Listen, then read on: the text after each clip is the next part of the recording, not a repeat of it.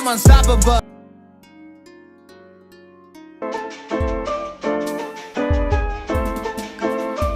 Look, I'm unstoppable. Forget your defense, nothing but an obstacle. Run it back, switch it up, call it audible. Serving up them Hail Marys till the game over with the showstopper. So I gotta blow on it. I said I'll huff and I'll puff, then I'll pass to my left while I'm looking to my right. Hit him right in the chest. It be looking like magic. Better give me the throne. I ain't talking about Patrick, but I rep my home. I'm never at the end of my zone. I'm bad to the bone. Eating up these pig skins like they chicharrones. And you a douche cabron. Mira, mira at the mirror on the wall. I'm the greatest of them all. They gon' put me in the hall. Your name is only written in a bathroom stall. Quit your stalling and make a play. My drive too long, pop the clutch, I don't pump the brakes. I know what it takes to gain the muscle, get rugged. These butterfingers be fumbling, squash a scrimmage and rub it in Robitussin. How I give them concussion, they seeing double, they rushing and pass the shovel, the dirt and rubble, I bury them under it. Stay in your huddle and get 10 yards back, never turn your back. I'ma pull your flag, I go full contact, out punch, out kick like a shotgun blast on one out snap. It's a fact that I'm unstoppable. Forget your defense, nothing but an obstacle. Run it back, switch it up, calling audible. Serving up them Hail Marys till the... What's good, Coast fan? It's your boy, Josh Senior, host of the Horseshoe podcast, and it's gonna be a little different tonight. It's just gonna be me tonight. The rest of the guys are gonna be off, enjoying their time off, sort of a vacation. But I'll be in tonight to have some off-season talk. But before I get into that, I want to wish our founder, our guy, our silent assassin, Austin Cook, happy birthday. Uh, I've been knowing him for a couple of years now, and like I said, if you see my tweet on X, he's one of the most genuine person you can ever meet. Give your shirt off his back. Very, very friendly person.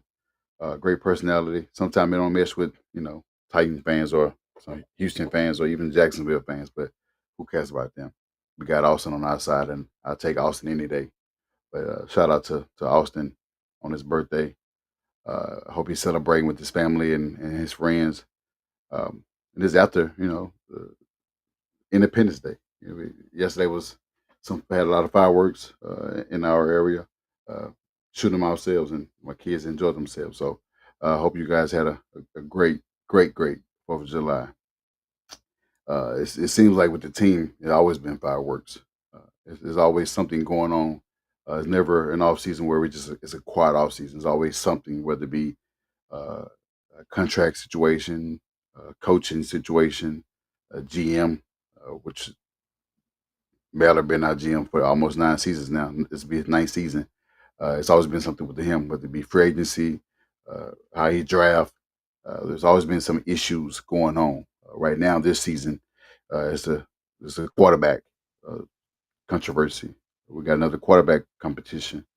I feel like it's been one every year, even though AR has won them both. He's in another competition now with Daniel Jones. So there's always fireworks going on in Indy. But yeah, I'm letting people get in and comment below what y'all feel about the offseason so far. I've been extremely happy with seeing things that Justin Wally has been speaking on. Cameron Bynum, he's been a welcome addition to our defense. He's been happy to be on our side. He's been happy to be in Indy, just being around a culture, being around a different environment versus what he had in Minnesota, which is nothing bad in Minnesota, but he's definitely enjoyed himself in Indy, and he'll be a welcome addition to our defense. He's a ball hawk. Anytime you see him on film, you see him making a tackle, you see him deflecting the pass, you see him intercepting the ball and causing turnovers, and you also see him dancing. He always going to have some type of celebration dance after a turnover, which is great. Bringing different culture to our team. You got Kenny Moore that does that, but you bring another guy that's able to do the same thing. He's able to take the ball away when he needs to make a play for our defense. This should be exciting for us to see. So, same thing with Justin Wallace. It's something exciting, player exciting to see moving forward uh, for this upcoming season. So I'm excited, guys. I'm excited. But if you're watching, uh, subscribe to the channel. Follow us on all our social medias at HSMOB Podcast. Have it below. There you go. You can follow us on all platforms. But yeah, if you're tuning into the show, we're gonna get into this off season talk. But before we do that, let's go ahead and just plug in uh, our brand, our network, and it's fanbattlesports.com. You can catch all our past episodes, merchandise, articles, you name it. You can catch all that on our network. Follow us at fanbattlesports.com. And let's get into the episode. Episode, we're gonna get into the episode. We got the training camp coming up, and then we kick off on the 23rd. That's why you haven't seen us for the past 2 weeks. We've been kind of just taking a break until that time comes. And so after this episode, we'll be back the week of training camp in a couple weeks. In 2 weeks, we'll be back preparing, gearing up for this competition with the quarterback. Uh, Competition pretty much in every position, wide receiver position, tight end position, uh, the offensive line, which I think I'm good that we have those guys that we have starting. I know we did lose Kelly, and we did lose Fry in the center and the guard position, right guard position. But like the guys that we were added in their spot, replaced their spot. So I am happy to see that. But I'm happy to see the linebacker position. I'm happy to see the front four. I'm happy to see even the back end, the safety position, the cornerbacks. I'm happy to see those the competition in those groups because it's going to make uh, every individual better. It's going to make our defense better. And, man, we haven't seen a good defense in quite a bit, uh, and it's time to make those changes. It's time to be great. We never had a great defense. We had a decent defense. Defense that can get out the field when need be on third down. Past couple of seasons, our defense is getting cooked in this zone defense that Gus Bradley has implemented on our team, and they allow other teams, whether it be all pro or or a veteran quarter. It could be either all pro quarterback or it was a 2 year, like a guy like Malik. Was it Malik Willis? How he cooked us last year up in Green Bay. He was very efficient, but our defense allowed that to happen. Despite excuse me, despite Josh Jacob doing what he did, he gashed our defense up. But there's no way you got Malik Willis out there making the plays that he played, knowing that he got cut or traded from the Titans. So that's definitely embarrassing to see. So I'm excited to see what Lou will bring to this defense. What type of packages he'll have um, that he'll have in place for the guys that like Latu. We got Sam Ebukam. This is the last year. Quiddy Pay. He's in a contract year. We got Grover Stewart. He's back, and you're never going to forget Defoe. Defoe has been vital on our defense since he arrived, and that's probably one of the good things that Ballard did do was trading for him and helping his defense out. We just got to keep going.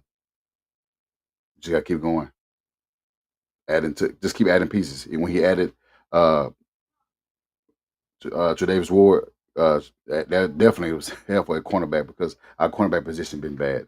I'm not, this is not discrediting Jalen Jones. He's been exceptional for a 7th-round pick. But you got Kenny Moore. Kenny Moore is getting on the older side. Juju being injured. So just having Ward and adding Bynum to that secondary, that definitely is definitely help us sleep better at night.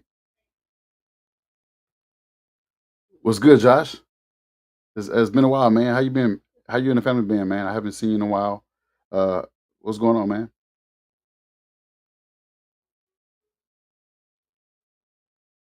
This guy here, man. Yeah, this guy been helping me out over the years um, with a lot of patience. I say patience because I've been spazzing out on these coasts. But he said he liked the roster at every position besides maybe depth at linebacker.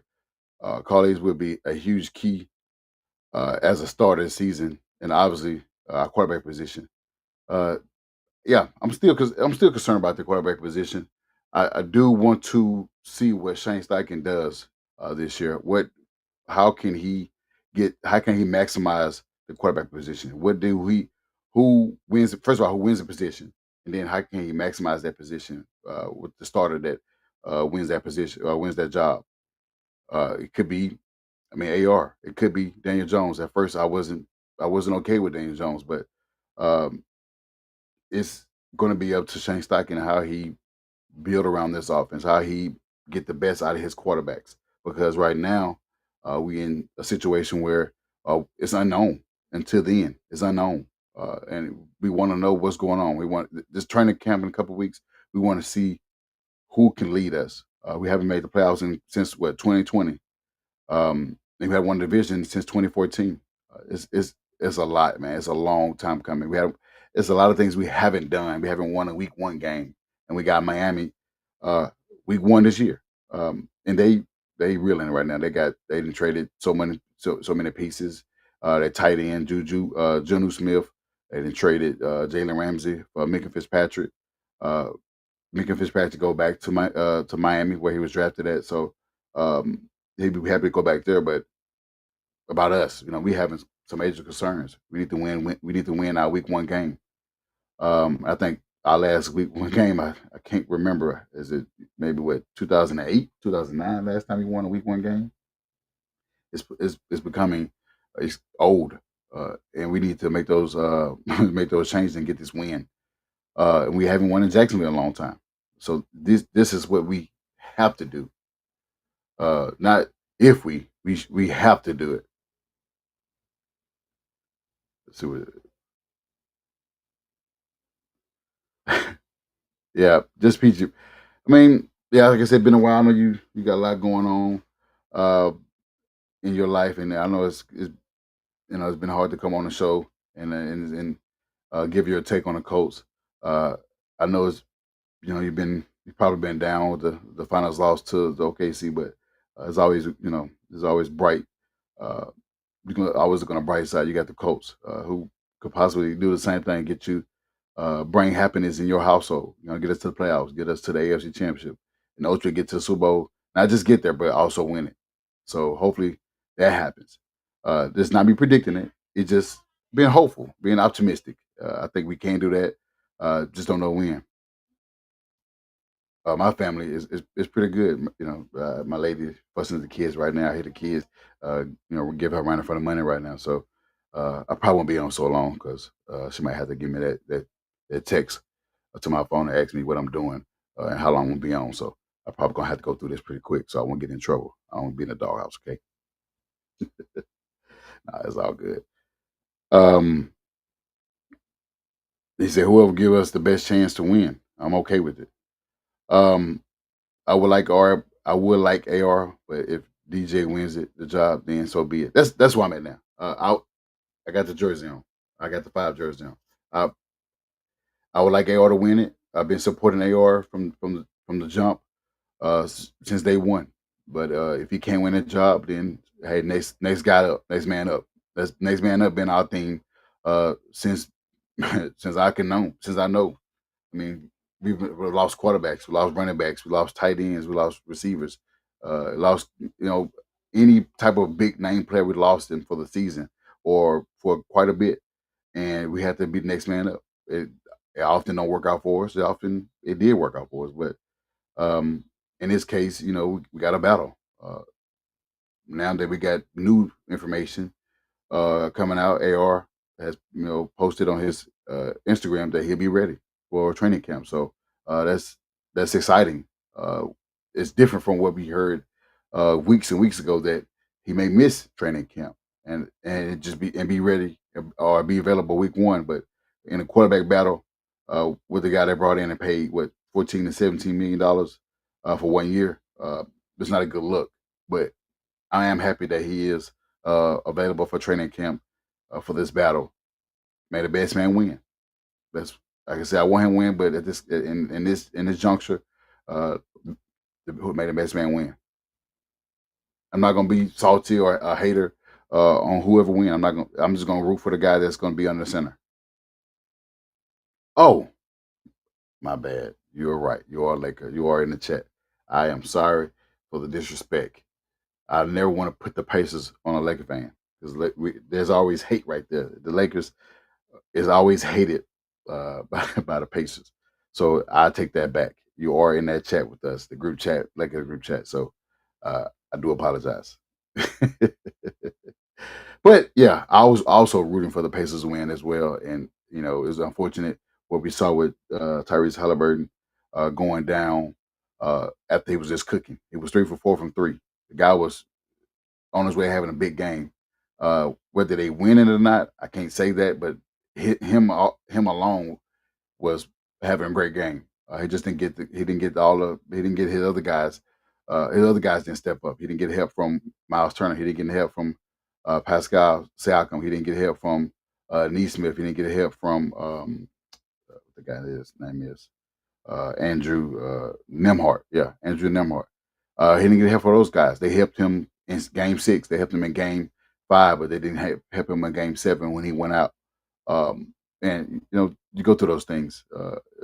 Well, you shouldn't go through those things because it should be a motivation, which they carried for that to the third quarter. Then it's just the fourth quarter. This night they just caved in and gave up and conceded the win to OKC. So shout out to OKC, but I wanted the Pacers to win. Although uh, I've been known to hate the Pacers, but uh, I felt like with Jim Irsay passing, it wasn't needed for me to be against Indy fan base.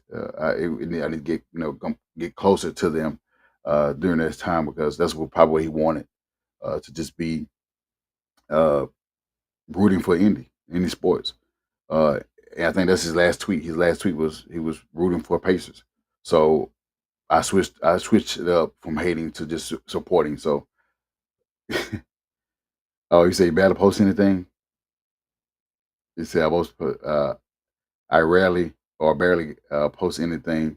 Though since basketball is like my my least well known sport after baseball and football. I don't even want to talk about baseball right now. I'm having a big slump right now with the New York Yankees. We're on a 6 game losing streak, and I've been campaigning the firing of uh, Aaron Boone. So if you see that tweet, just retweet it. Get that information out for the Yankees brass to get rid of this man. So yes, it is time to make a move from this regime. Him and Brian Cashman got to go. But I'll move on to the next banner.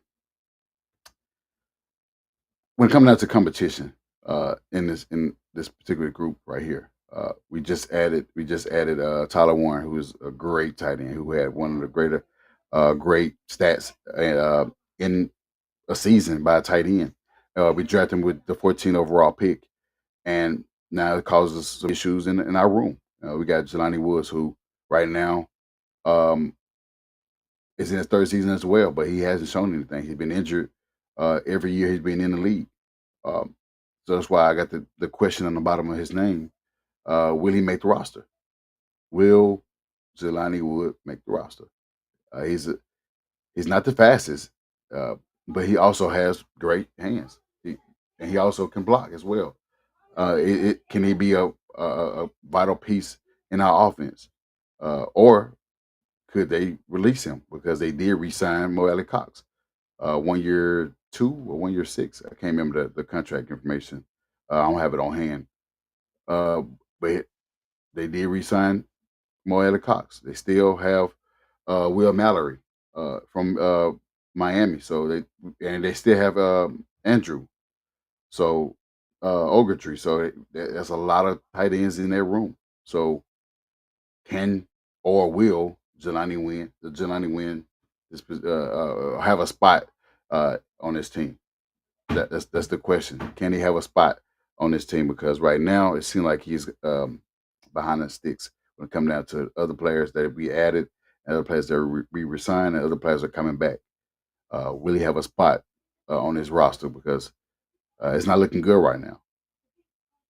Go ahead and comment below uh, on what you think. Will he, will he make the roster? Do you want him on the team? He's not a good trade.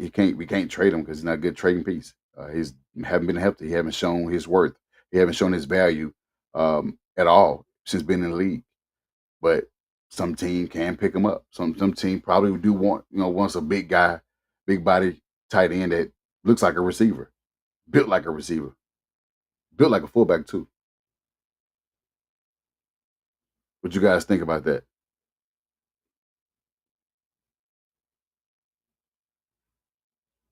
Man, I love me some Jelani Woods. I did too. Out of Virginia. I mean, I was excited to see him being on our team. It just at this point in his career, he has not shown the ability first to be healthy, much like Anthony Richardson haven't shown the ability to be healthy. So he's not available to be on the field to make an impact. Um, when he did the first year, he did show a glimpse of what we uh, can expect from him. But right now, we don't know what can we expect because we haven't seen it. We haven't seen uh, the glimpse that we've seen in year one. All we see is out for the year. He's always end up on IR for the remainder of the season, and that is frustrating for him. It's frustrating for fans because we we expect these guys to be on the field because I mean, how else you gonna be make an impact on the team if you're not on the field? We damn sure don't want you passing out Gatorade bottles. We damn sure don't want you to be a play caller. So we drafted you to be tight end. At that point, it was tight end one because the tight ends we had was not good. I think Drew Ogletree was going through some personal things off the field, uh, but he has not shown that not that he's been injured, but he has not shown consistently that he can take the tight end one spot. So they had to go out and get a guy like Tyler Warrens. Like I said, it was great in Penn State. You see, when you saw the film, you saw him making plays, running over DBs, running over linebackers, uh, throwing the ball. You saw him in wildcat position. You saw him doing everything in that Penn State offense. Can that translate to the Indy offense? Can Shane Steichen dial up? Not similar, but can Shane Steichen dial up and have some plays for the guy that was exceptional in college? Can he do the same thing? Like I said, even Tyler Warren, not the fastest, but he can create some separation. He can get open. He's a big target, 6'4", I think 250, or even 260. He's a big target. And players like Gronk raving about him. Previous players like Jack Doyle said that his game is similar to his. Gronk said his game is similar to his. So I mean, if he has a best of both worlds. We need both in that offense because we haven't had a good tight end since Jack Doyle. Yeah, we did have, I don't even want to say the guy's name, but I can say, guy that dropped passes a lot. That, we he got cut from Detroit Lions and he picked him up, and he had a decent year. He made the All Star. I think he made the All Star year one with us. And then second year, he just terrible. And left and went to other teams and threw some shots at Indy. But who cares? I don't even want to say his name because I don't want to make him famous because he sucked.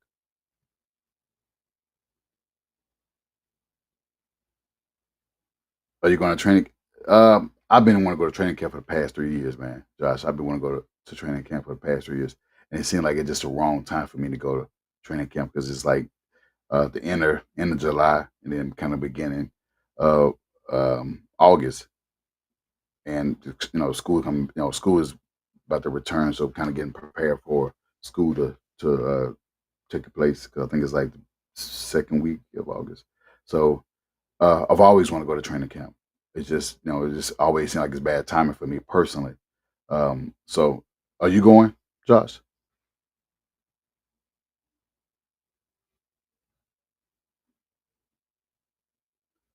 when he said, we mentioned edge pass rusher, and let's not forget about Ebicom, who was on IR last season, but great season prior. He did. I think he had like 9 sacks the year prior, before the injury last year, and I think he got hurt in camp. He was expected to have another good year. Edge rusher is pretty good right now.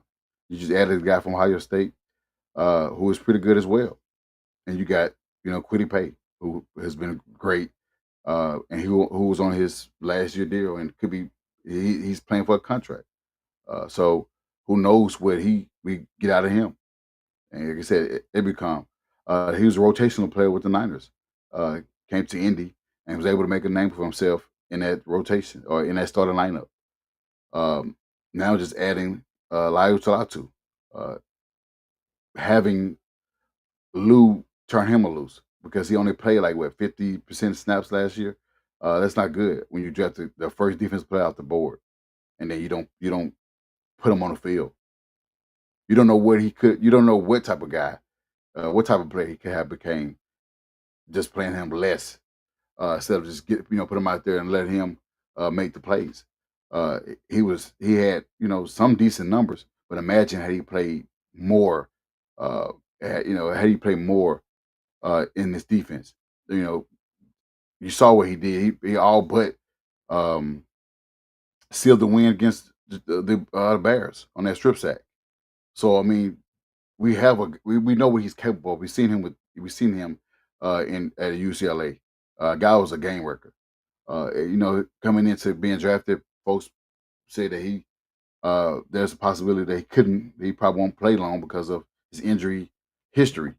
But injury has been a problem in year one. It's just that he wasn't on the field. Gus Bradley did not put him on the field enough to showcase his ability on defense, which is getting to the passer, getting to the quarterback. So it's going to be interesting to see what Lou does this year. Does he turn him loose, or does he hold him back? Because we know what if you saw my tweet, we know what Lou did for Trey Henderson. Trey wasn't really a thought of. I mean, he did come from the Saints, and they picked him up uh, in Cincy, and he's look where he's at. Although he in a contract dispute with his team, but Trey has been great. He led the league in sacks this past season, so um, Lou can have those type of impact as well. Live Talatu can have that same impact as well under the guidance of a different OC and Lou, who's been called the mad scientist.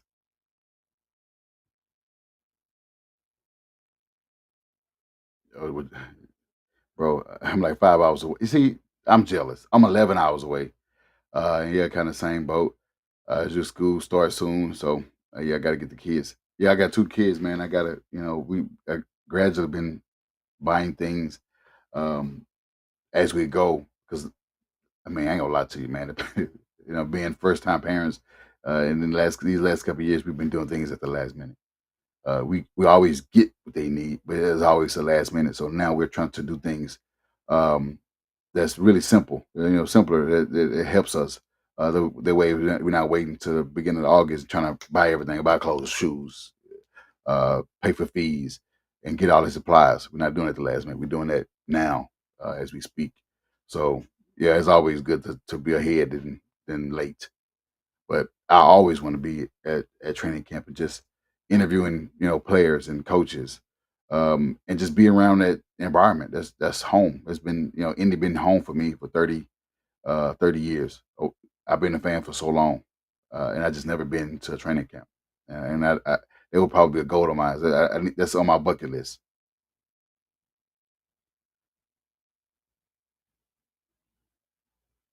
Linebackers definitely out. We just we gotta we gotta get Zaire to be out of his own head.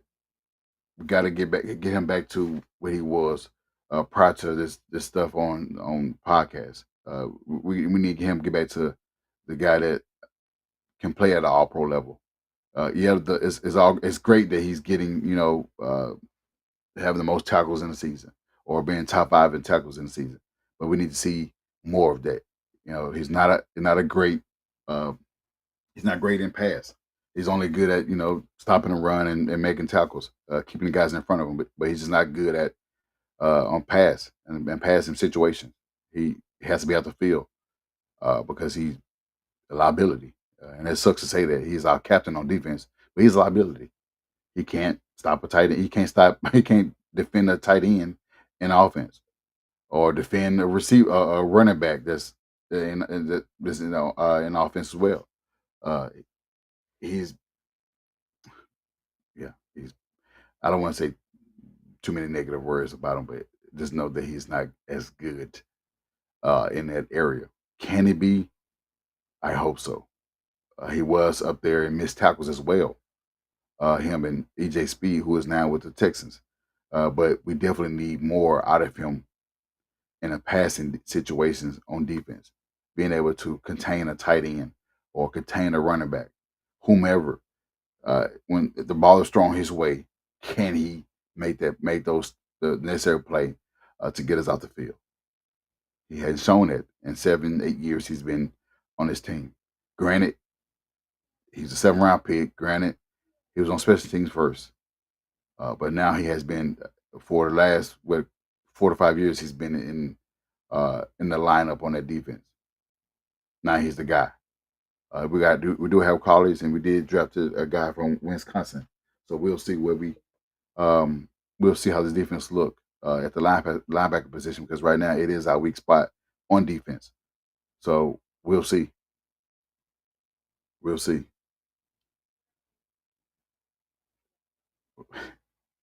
All right, bro. I'm gonna head out. I thought I'd come on and say hi. Yeah, what's going on, man? Thanks for chiming in and tuning into the episode. I can see we haven't been on episode in a while, in a couple weeks, and we haven't seen you in a while. So it's good to see you on the episode, man. Get you some rest, man. And I'll be heading out pretty soon. I gotta get ready for church. But I wanted to get on this episode and talk about a couple topics before training camp coming up. So thank you for your comments and your engagement. So appreciate that. We'll catch you around training camp. And also stay safe, man. Another topic um, that just want to get it out there. NFL has been paying is paying homage to T.Y. Hilton. Earlier, I seen a tweet on X where they're paying homage to his 2016 season. As we know, T.Y. Hilton won the receiving title that year with the likes of um, Julio Jones, my guy from Alabama. He won. He beat him out with, I think, 1,448 yards receiving that year. And it was great. I was cheering. I was cheering on. I was I was I'm a big T.Y. Hilton fan. I got 2 jerseys of T.Y. Hilton. I would have had 3, but I am a big T.Y. Hilton fan. His problem was he couldn't stay healthy towards the end of his career, and he wasn't the same guy no more. He wasn't the same guy, and that hurt. Him not being the same guy, him not being the same T.Y. Hilton that we've grown to love. He was never mid. He just was not the same guy that we've seen in years past, um, and it just hurt. But in that 2016 season, he was a dog. That guy was catching every single thing. He was taken to the house. You know, as Houston fans and Tennessee fans know, uh, he was a ghost. He was a ghost. He anytime Andrew Luck and T.Y. Hill, it fed families. It fed families. Because anytime he was on that field, he was cooking those teams. He owned the Texans. He owned the Texans. Much like Nico Collins owned us right now, but we're not gonna talk about that. We're gonna talk about T.Y. Hilton. T.Y. Hilton, um, I'm gonna put up his numbers that year, 2016. I'm gonna put up his numbers that year because uh, again, short receiver, beating out a guy like who potentially could be a Hall of Famer and Julio Jones, beating him out for the receiving title. That's that's impressive for a guy like that. Yeah, he's a small guy. We've seen how Tariq Hill how his career is panning out right now as a small receiver. He is great. Right now. He just his quarterback play and he's not having those big numbers, and it seemed like he won out of Miami. But that 2016 season, T.Y. Hilton had 91 reception yards, receiving receptions, 1,400. Like I said, 48 in receiving yards and 6 touchdowns. His longest play was 63 yards. Guy was great. Longest play is 63 yards, 91 receptions, and 1,400 receiving yards. Again, after that, yeah, after those season, he took a dive. The next season, he ended up having uh 966 yards. Then that year after that, he had 1,200 yards, but 2019 bad, 2020 bad, 2021 bad. Uh, he didn't play too long with the Dallas Cowboys, but that was the end of him. Um, and another thing, question this brings to this question here: should T.Y. Hilton be inducted in a Colts Ring of Honor?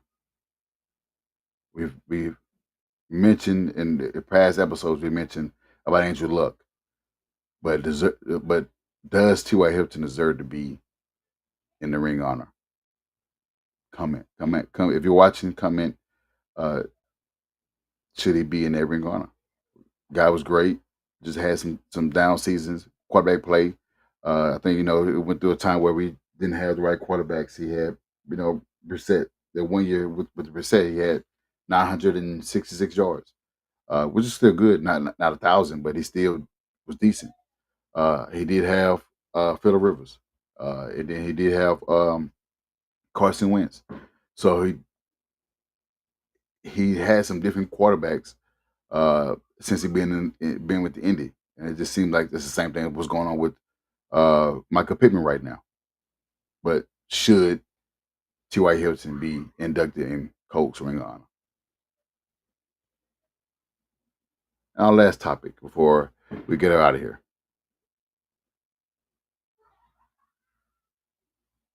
Our last topic is it fair to blame Shane Steichen? We know Shane Steichen is 17-17 as a head coach in 2 years uh, for the Colts. We know that he has had some issues that with his quarterback. They drafted him and AR came in together. Uh, pause. Both were uh, both came to the team together, and first year AR got hurt after game 5 against the Titans. Gardner Minshew came in, had us 1 game away of winning the division and winning 10 games. This past season, we won 8 games. With the combination of having Joe Flacco, AR. Joe Flacco won a couple games, AR won the rest of the games. Is it fair to blame him, or is it something that should be only placed in the hands of the GM, Chris Ballard? Shane Steichen did come from a coaching tree, Nick Sirianni in Philly. It seemed like we always getting guys from Philly after either going to Super Bowl or winning the Super Bowl. We end up getting Frank Reich from there after they won the Super Bowl. He won it under Doug Peterson. We ended up getting Frank Reich, and we see how that worked out for us. He ended up getting fired mid-season after losing to the Patriots. Actually got handled against the Patriots, and they decided to let him go. So, is it fair to blame Shane Steichen with all the things that he's been dealing with the bad DC and Gus Bradley, even though he had opportunity to let him go, and he also advocated for him to stay.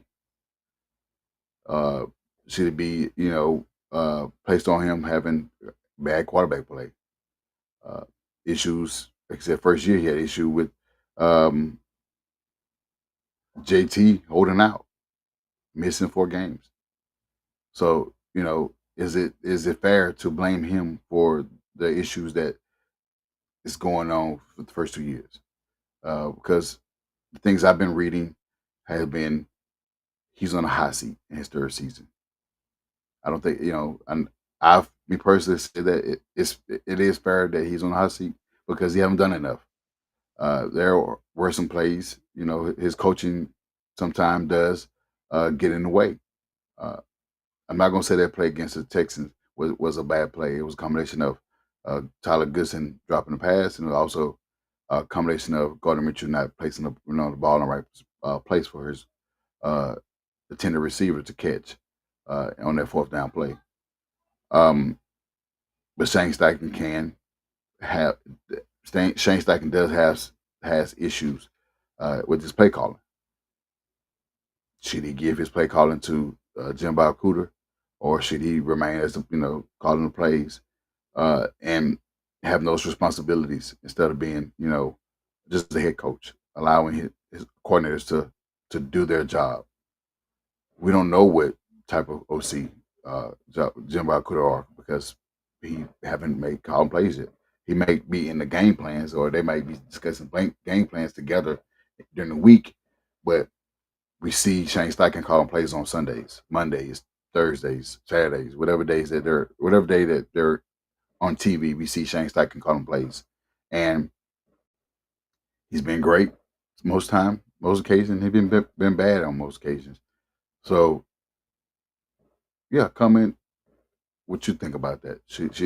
Is it fair to blame him going through those obstacles that been placed upon him? Like I said, bad quarterback play, your bad DC roster. The roster hasn't been good, but they won 9 games one year, a play away from potentially winning the division. This past season, here in their games could have could have changed the trajectory of that season. Won 8 games, so that that's telling right there. Is it fair for him to be the guy to get all the blame, or should he have the blame because it's on him? He's the head coach. When the team loses, the coaches typically be the ones that get the blame. When they're winning, it's the players on the field. It's a terrible business that we're in right now. Um, that's been going on for years.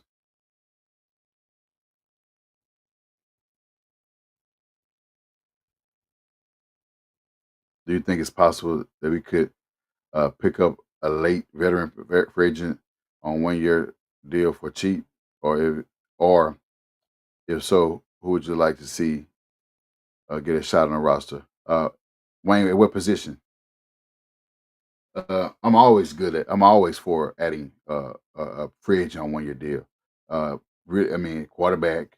I mean, offensive line, another corner.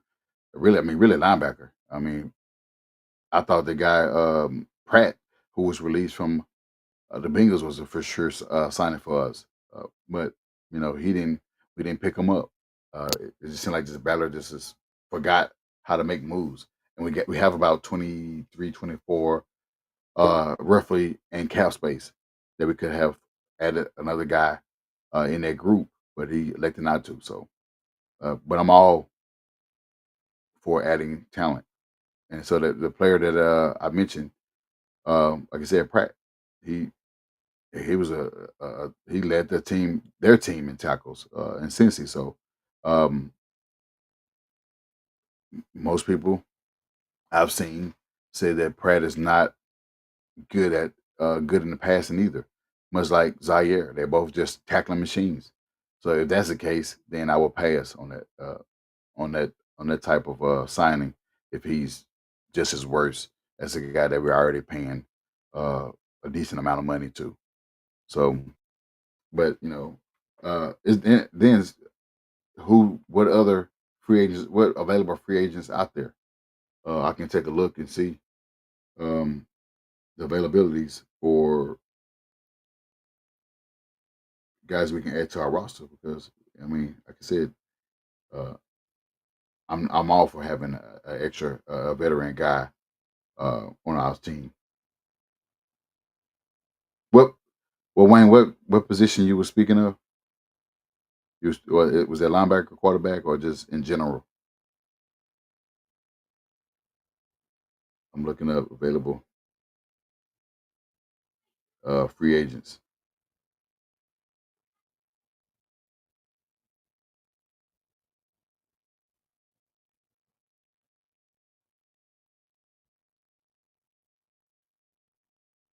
Let's see available free agents.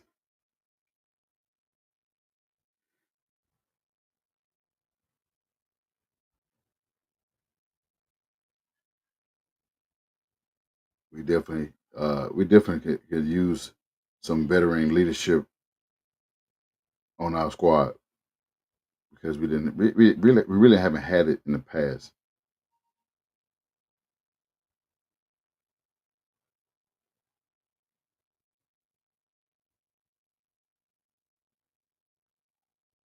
Let's see available.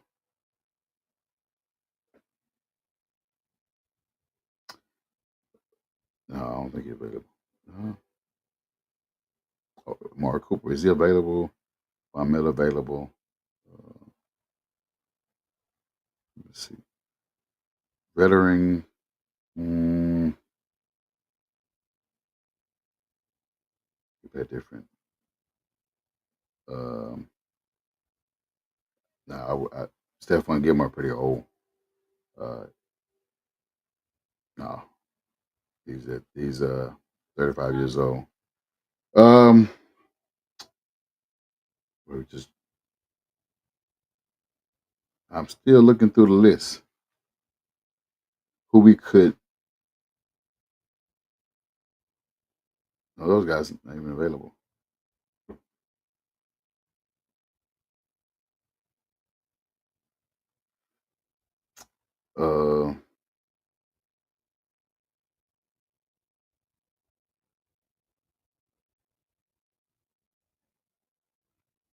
Let's see, wait,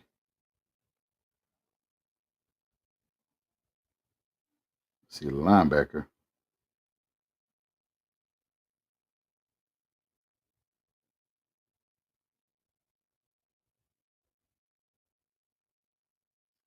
But yeah, like I said, I'm always uh former Cardinal linebacker is Kaiser White linebacker. We can add him on uh, as a 1 year deal. Not quite a veteran. He's been in the league for a couple of years. Well, yeah, he is a veteran. Drafted in 2018. Uh, I think should take a flyer on him because he was decent out in Arizona. We also have Arizona on our schedule as well, so I won't mind uh, take a look at him having him on the team as a veteran linebacker to play alongside Zaire Franklin.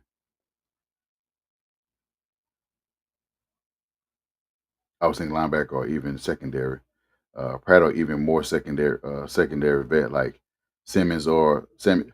Yeah, Sam is Samuel Jr. still hurt or was he even hurt?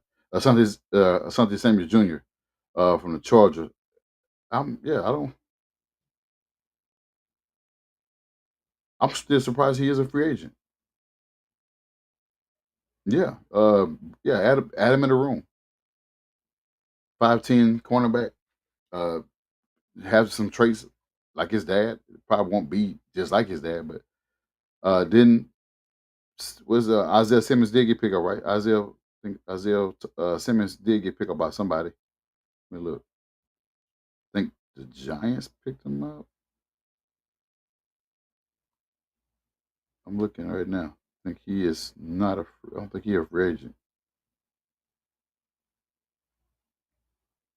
The Packers picked up Isaiah Simmons. Uh, when this was, yeah, a couple weeks ago, about a month ago, Isaiah Simmons got picked up by the Packers. That would have been a great addition to it because he plays safety and play linebacker. He was originally a linebacker before switching to safety. Uh, that would have been a great addition as well. But yeah, the Packers did scoop him up. And you said Trey Smith at guard. Yeah, we definitely need to have more depth at the guard position because losing Fry definitely sting. But I like the guys that we replace him in that position, and it's going to be interesting to see how they gel moving forward because they did replace those guys when they was hurt this past season. Those guys in Kelly when he was out, we had his replacement in Tanner, and then also Mac. He replaced Will Fries. So, and both of the guys that and Kelly and Fries went to Minnesota and sorting up their offensive line. So, uh, I wish them well in their endeavors as well. So, um, well, yeah, I'm gonna go ahead and get up out of here, guys. Uh, it's always a pleasure to talk Coast football with Coast fans and all the fans that are watching this live stream. And like I said, you can do the do us the service and uh, give us a like. Also give us a subscribe and share uh, this video. But you can also follow us, like I said, on all platforms at HS Mob Podcast. HS Mob Podcast. You can find us on all platforms. Subscribe to our channel. We won't be back next week, but we'll be back the week of training camp to give you all the content, give you our takes on what group that we like most in competition wise. Um, but we're also going to keep our eye on a quarterback position, like the rest of us are. We're going to keep an eye out on who should win or who will win. So tune in. We'll be back in a couple weeks. Just wanted to have an episode out for y'all and discuss some off-season talks with you guys because it's been a while. So like I said, happy 4th of July, happy belated 4th of July. And again, stay safe, stay tuned. Thank y'all for your support. We will be back in a couple weeks.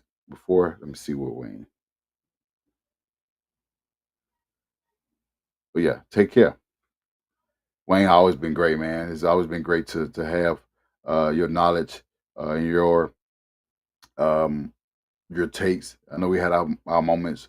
We're just passionate fans. We had our moments in the past, but it has grown to I feel like a great friendship over the years because I'm a younger fan and you're an older fan and you've seen things that I haven't seen, and it's always good to have that back and forth on our takes. I'm not gonna always be right, but it's always good to have someone that can help you with your knowledge on things that they didn't know, with regards to whatever it is. So it's always good to have you as a friend and a coach family, uh, as a coach brother as well. So thank you everybody. We're gonna go ahead and sign out for the day, and we'll see y'all in a couple weeks.